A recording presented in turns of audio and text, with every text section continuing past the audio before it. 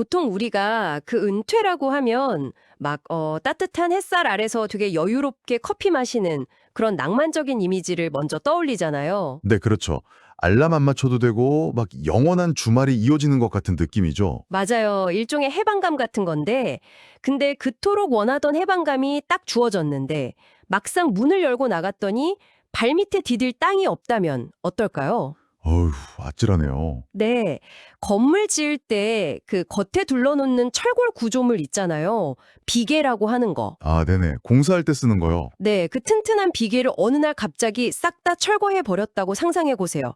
영원한 안전망인 줄 알았던 직장이나 동료, 사회적 역할이라는 비계가 한순간에 훅 사라지는 거거든요. 완전히 맨몸으로 바람을 맞아야 하는 상태가 되는 거죠. 그러니까 내 삶이라는 건물 자체가 흔들리고 무너져 내리는 겁니다. 사실 오늘 우리가 마주할 현실이 바로 이런 거거든요. 평생 지탱해주던 지지대가 하루아침에 증발해버린 거니까요. 혼자 남겨진다는 것의 진짜 무게가 딱 거기서부터 시작되는 것 같습니다. 맞습니다. 그래서 오늘 심층 탐구를 듣고 계신 여러분이 은퇴를 앞두고 계시든 아니면 이미 은퇴하셨든 그것도 아니면 부모님의 삶을 좀 이해하고 싶으시든 간에요. 오늘 이야기는 우리 모두의 미래에 대한 아주 강력한 예방주사가 될 겁니다. 네, 정말 중요한 주제죠. 네. 자, 이 부분을 좀 더 풀어보죠. 오늘 저희 목표는 그냥 고령층의 우울한 현실을 막 늘어놓고 동정하자는 게 아니거든요. 그럼요. 해결책이 있어야죠. 네. 은퇴 후에 피할 수 없이 찾아오는 이 거대한 외로움이라는 녀석을 어떻게 능동적인 일상 루틴으로 해킹할 수 있는지 그 구체적인 방법론을 뽑아내는 게 오늘의 미션입니다. 아주 흥미로운 미션이네요. 근데 통계를 보면 이 경제적 충격이 고립을 얼마나 무섭게 가속화하는지 딱 나오거든요. 현재 우리나라 1인 가구가 800만을 넘었는데 그중에 5명 중 1명이 70세 이상 고령층입니다. 와, 20%나요? 네, 게다가 이 고령 1인 가구의 절반 이상이 연 3천만 원도 안 되는 빈곤 상태예요.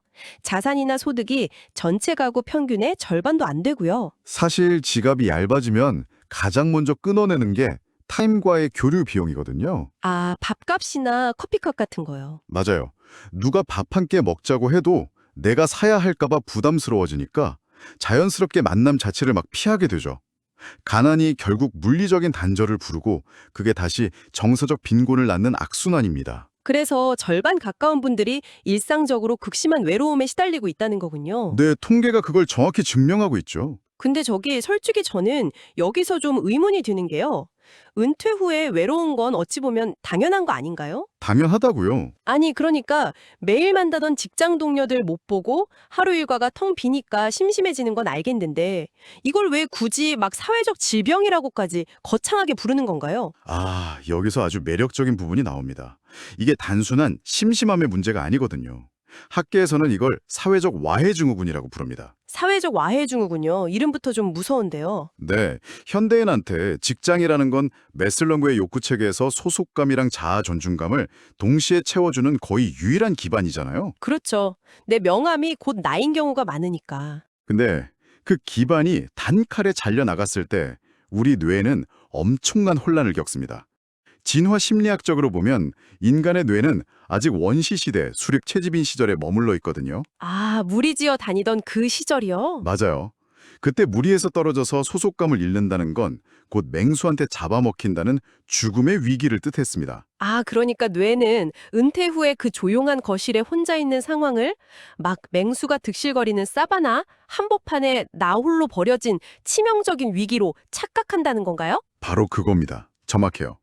그래서 소속감을 잃은 뇌는 맹수랑 마주쳤을 때처럼 코르티솔이라는 스트레스 호르몬을 막 뿜어내요.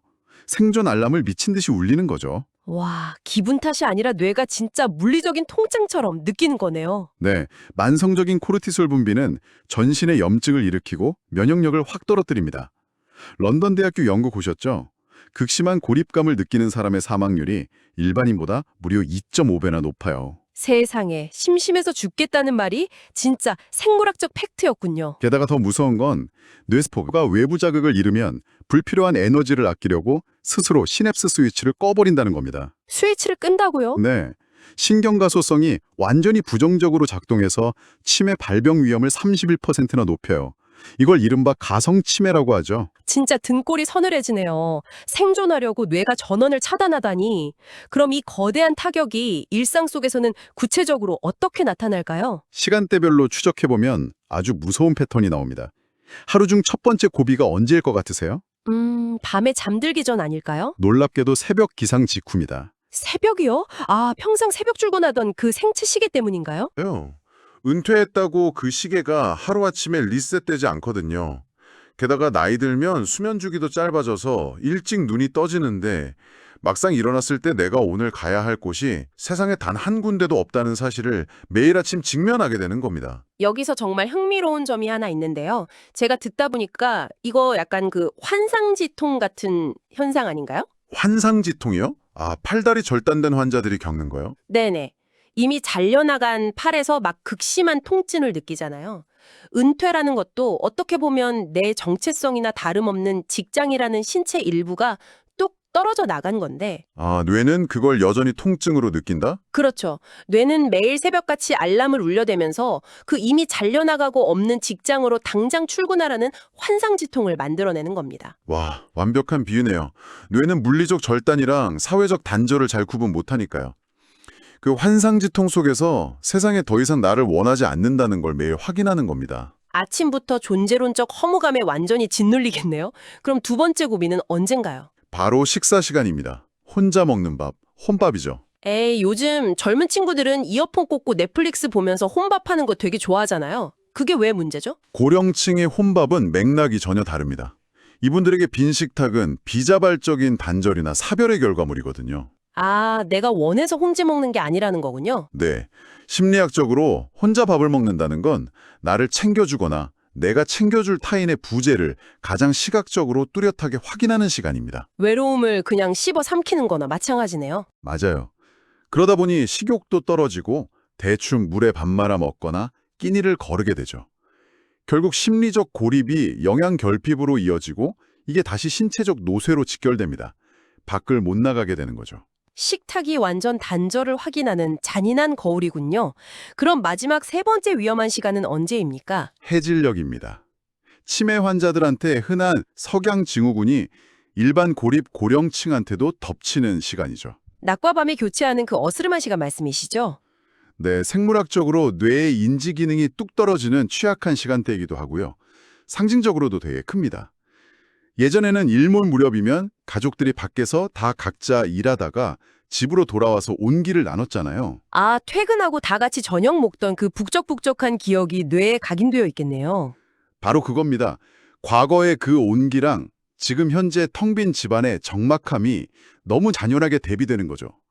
어두워지는 거실을 보면서 내 인생도 이렇게 저물어간다는 실존적 공포가 가장 짙게 밀려옵니다. 새벽의 환상지통에 식탁 앞에 부재, 해질녘의 공포까지. 와, 이 궤적을 따라가니까 진짜 숨이 턱 막히는데요. 그렇죠. 하루 전체가 지뢰받친 셈입니다. 근데 반대로 한번 생각해보죠. 외로움이 이렇게 특정 시간대나 환경의 영향을 강하게 받는 거라면 우리가 의도적으로 루틴을 만들어서 이 환경과 시간을 통제해버리면 어떨까요? 이 시스템을 해킹할 수 있지 않을까요? 바로 거기서 가장 강력한 구체적 해결책이 나옵니다. 보통 학자들이 은퇴 후 겪는 심리적 변화를 큐블러-로스의 슬픔의 5단계로 설명하거든요. 아, 부정, 분노, 타협, 우울, 수용 이거 말씀하시는 거죠? 네, 맞습니다. 근데 정말 많은 분들이 네 번째 단계인 우울의 늪에서 빠져나오질 못해요. 예를 들어 경제적 불안 때문에 월세방에 틀어박혀 지내는 분들처럼요. 밖으로 나가면 돈 들고 사람 만나면 피곤하다는 생존의 공포에 압도당하는 거죠. 그럼 그 우울을 뚫고 마지막 수용 단계로 가려면 어떻게 해야 합니까? 여기서 바로 루틴이라는 강력한 해독제가 등장합니다. 아주 좋은 긍정적 실천 사례가 하나 있어요. 정년 퇴직하신 이종범 씨 사례인데요. 아, 그 아침 9시에 카페로 출근하신다는 분요? 네, 맞습니다. 무조건 아침 9시가 되면 집 앞 카페로 가서 노트북을 켜고 글을 쓰거나 작업을 하시는 루틴을 만드신 분이죠. 근데 저는 여기서 진짜 좀 도발적인 질문 하나 던지고 싶은데요. 네, 해보시죠. 솔직히 아침 9시에 카페 가서 노트북 켜는 거, 겉보기엔 그럴싸하지만 결국 그냥 직장인 흉내내는 거 아닌가요? 화면에 진짜 회사 업무가 띄워져 있는 것도 아닌데 그냥 일하는 척하면서 스스로를 좀 속이는 거 아닌가 그런 생각이 들거든요. 밖에서 보면 완벽한 자기 기만으로 보일 수 있죠. 하지만 이걸 더 큰 그림, 그러니까 심리적 메커니즘과 연결해 보면 완전히 다른 의미가 있습니다. 이건 속이는 게 아니라 스스로를 부르는 행위, 즉 자기 호출의 훌륭한 실천이에요. 자기 호출이요? 그게 뭔가요? 평생 우리는 밖에서 부르는 소리에만 맞춰 살았잖아요. 상사가 부르고 거래처가 호출하고 회사의 시간표가 나를 통제했죠. 그렇죠. 수동적으로 불려다녔죠. 근데 은퇴는 그 외부의 호출이 영원히 정지된 상태입니다. 이때 무너진 자아를 다시 세우려면 의도적으로 내가 나를 호출해야 돼요. 아, 남이 안 부르니까 내가 나를 부른다. 네. 조용한 집구석을 벗어나서 백색 소음이랑 사람들의 활기가 있는 카페라는 낯선 환경으로 내 몸을 이동시키는 것 자체가 뇌한테 주는 아주 강력한 신호입니다. 형체 없는 하루를 의도적으로 재편성하는 일종의 의뢰인 셈이죠. 그러니까 단순히 흉내를 내는 게 아니라 흘러가는 시간에 내 방식대로 말뚝을 쾅 박아버리는 거네요. 내 하루의 통제권을 되찾는 과정이군요. 맞습니다. 내가 공간과 시간을 규칙적으로 통제하면 뇌가 이렇게 인식해요. 아, 이 사람은 무력하지 않다. 자기 삶을 장악하고 있구나. 그러면서 스트레스 호르몬을 확 줄여버립니다. 와, 통제감 회복이 결국 뇌의 알람을 끄는 스위치였네요. 그럼 이런 자기 호출 루틴에 이어서 두 번째 질문으로 넘어가 보죠. 인간관계는 도대체 어떻게 해야 합니까? 이 대목이 오늘 정말 논쟁적인 포인트인데요. 네, 외로움 극복의 핵심이죠. 위례인생학교 백만기 교장 선생님 실천 사례가 나오잖아요. 저 진짜 이거 보고 깜짝 놀랐습니다. 은퇴 후에 사람 만나는 횟수를 무려 99%나 줄이셨대요. 거의 다 끊어버리신 거죠. 동창회 가서 옛날 이야기 하는 것도 철저히 끊고 대신 새벽 3시에 일어나서 혼자 사색하고 글 쓰는 시간만 고집하셨다는데 아니 방금 전까지 사회적 단절이 뇌 알람 울리고 치매 유발한다면서요. 근데 일부러 사람을 안 만난다. 이거 완전 모순 아닙니까? 이건 아주 중요한 질문을 던지게 하죠. 표면적으로 보면 완벽한 모순이니까요. 하지만 여기서 우리는 외로움이랑 고독의 본질적인 차이를 짚고 넘어가야 합니다. 외로움과 고독이요. 그냥 혼자 있는 거 똑같은 거 아닌가요? 일상에서는 막 섞어 쓰지만 심리학적으로 이 둘은 완전히 대척점에 있습니다. 외로움은 타인과 단절돼서 어쩔 수 없이 내몰린 비자발적이고 고통스러운 상태예요. 아까 말씀하신 그 텅 빈 구덩이 같은 거군요. 네, 그래서 끊임없이 타인의 인정이나 의미 없는 소속감을 막 갈구하게 되죠.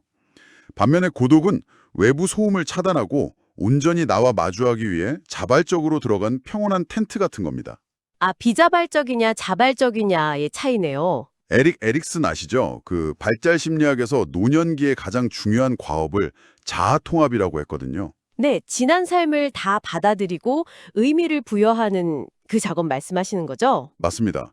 근데 그 거대한 내면의 작업은 시끌벅적한 동창회 술자리에서는 절대 할 수가 없어요. 하긴 거기서는 맨날 옛날에 내가 왕년에 말이야 이런 얘기만 하잖아요. 그렇죠.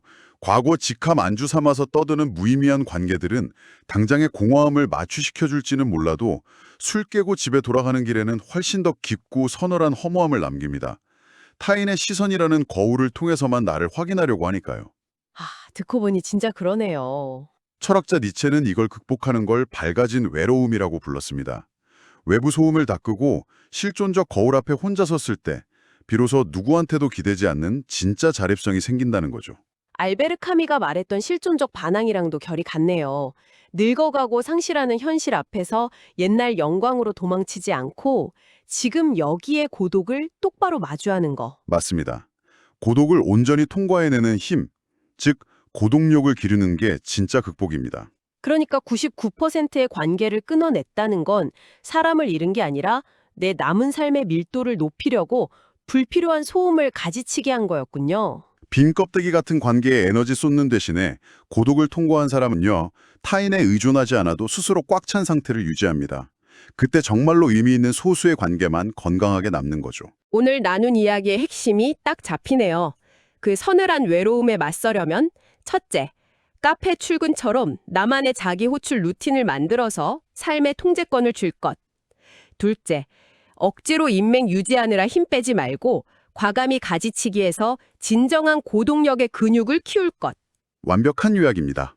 다만 여기서 국가적 차원의 물리적 지원도 꼭 짚어야 해요. 앞서 말했듯 빈곤선 아래에 있는 분들에게 의지만 탓할 수는 없거든요. 식사 지원이나 돌봄 같은 최소한의 토대가 마련된 상태에서 개인이 고동력을 갖출 때 비로소 은퇴가 아름다운 인생학교의 입학식이 될 수 있는 겁니다. 네, 맞습니다. 자, 이 방송을 듣고 계신 여러분, 여러분의 지금 일상은 어떤가요? 젊든 나이가 들었든 고립과 고독의 경계는 매일 우리 곁에 있습니다. 혹시 아주 잠시 혼자 있는 그 적막함을 못 견뎌서 의미 없는 단톡방이나 유튜브 쇼품만 막 무한정 넘기면서 뇌를 마취시키고 계시진 않은가요?